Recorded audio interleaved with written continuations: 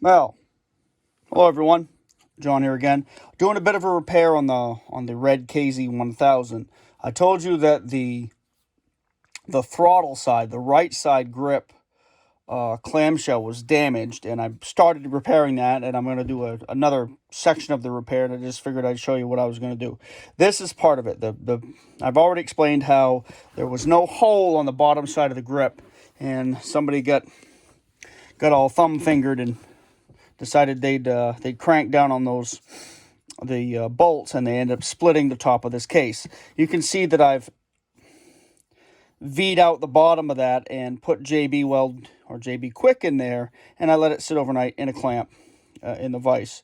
So then I flattened this area out because I left it a little bit proud, and also I forced a little bit of JB in that actual crack and clamped it shut, so it should not open up much. But at the same time, I'm going to reinforce it because I saw that this side is also cracked, and this is very common with these, and I found another one on eBay, and I couldn't verify through the pictures that the seller took that it was any better than what I had.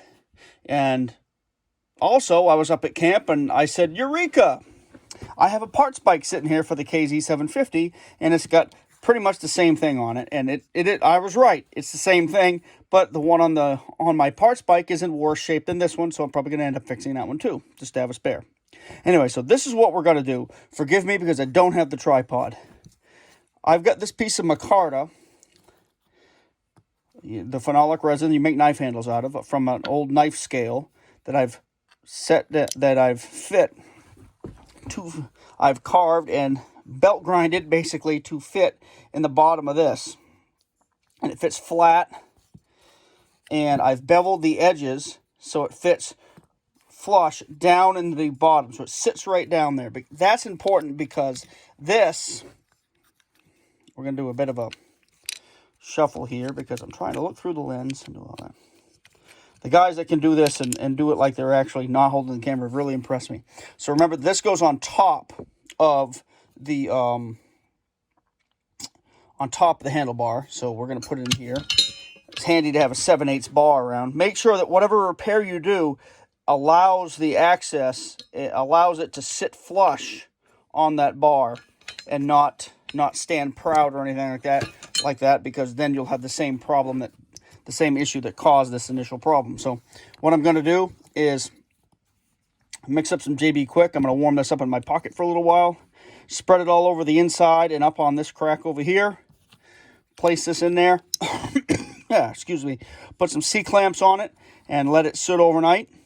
And then I'm going to verify that with the additional thickness of the epoxy, that that plate does not fit or doesn't come up into here. I'm not going to put, that looks like about a 1/4 inch. I'm not going to put that much JB weld on it, but I'm going to put a pretty good layer in there, probably, fixed 1/16 of an inch. And that reinforcement of that piece of micarta should make this, stronger than new. I'm going to make sure I cover that crack and force some into that crack as well. Maybe even clamp it this way to make sure.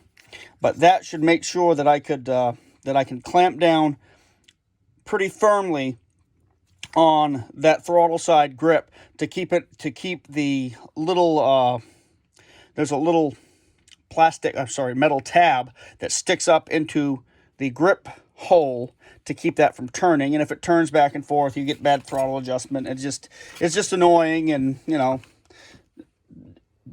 if it was a 400 or something like that, but it's a 1,000cc motorcycle with some balls in it, so I want to make sure that that throttle behaves and doesn't stick and act all funky like it has been.